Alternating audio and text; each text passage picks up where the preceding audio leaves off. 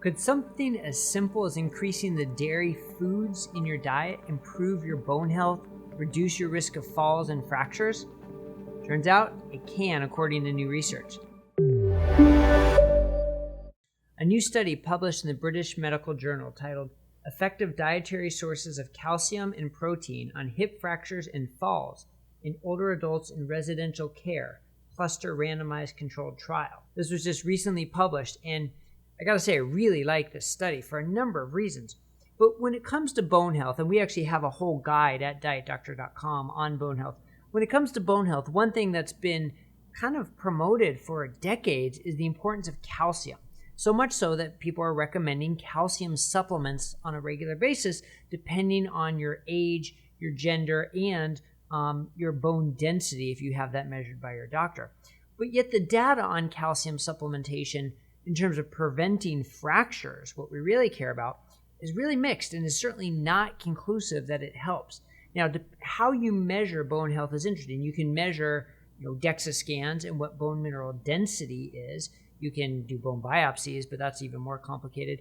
Or you just go to what you really care about is fractures. Are people breaking their bones? And you're elderly and you get a fracture, it sets up a constellation of problems because frequently they can't recover as well, especially if they suffer from the sarcopenia or even worse, sarcopenic obesity, where their muscle mass is low and they don't have good strength and functional capacity, and it's really hard to recover, and that can lead to a down spiral for a lot of people after a fracture. So preventing fractures in the elderly is so important, and that's what this study showed you can do with a very simple intervention of simply increasing the amount of cheese and yogurt that somebody eats. That's simple. So let's talk about the study. It was a 2-year study, which is important. It's a little short at 2 years.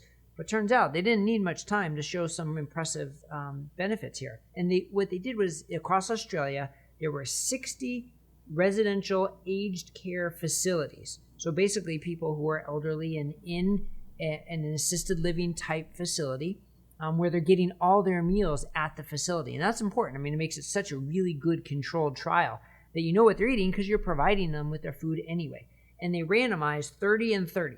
So 30 were the control, the 30 of these residential facilities, and they just kept doing things the way they were doing.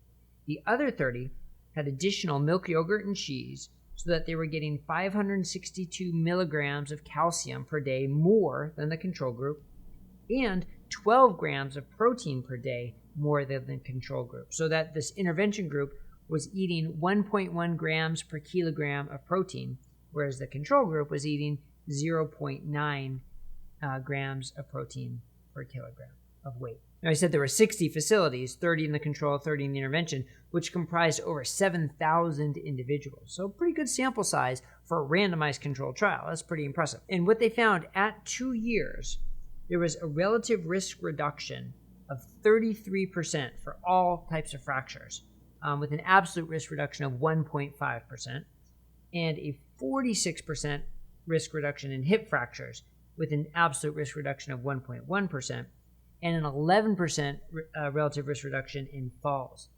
Now, this gets into that, relative versus absolute risk. The relative risks are significant, are big. 46% for hip fractures, 33% for all fractures. The absolute risk reductions are much smaller.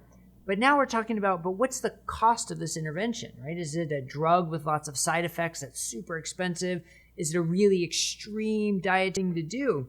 But yet something as simple as that gave these benefits. And what was really interesting is the fracture benefit was seen as early as 5 months into the intervention. Just 5 months of eating extra milk, cheese, and yogurt, and they already were seeing a significant reduction in fractures. And for falls, it was just 3 months. Just 3 months of this added food showed a reduction. And when you calculate the number needed to treat, so you only needed to treat 17 people with the extra milk, yogurt, and cheese to prevent one fall. 52 people to prevent any one fracture. Now, here's what I find most interesting. That why is this better than calcium supplements? Well, to me, it makes total sense because it's real food. It's protein and calcium, both of which can play a role. But a calcium supplement is just calcium. I think it might have more to do with protein than calcium, but we don't know, right? They didn't say exactly why it worked. but it certainly makes sense. And what else is in these foods that we don't know, we don't measure, that we can't replace? These micronutrients, there's so much more that's in the food, the real food matrix, as Adele Haidt likes to say.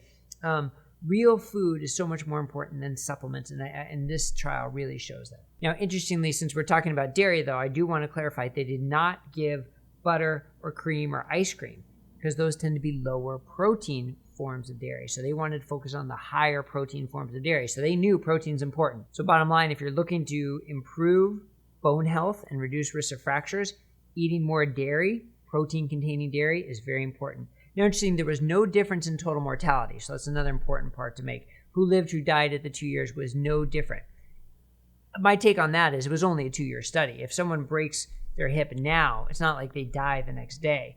And it's usually sort of the slow decline that eventually leads to them getting more comorbid conditions, less independent, less functional, and that's what can lead to mortality. So I think the 2-year mark was likely too short, and even with no change in mortality, you absolutely want to prevent fractures, and this is a simple intervention to do it. So I think this is a great study that hopefully we can learn from and really help emphasize the role of protein-containing dairy foods in the elderly. All right, if this was helpful, please click the thumbs up and the subscribe button so you'll get all our updates here on Diet Doctor News on YouTube. We'll see you next time, everybody.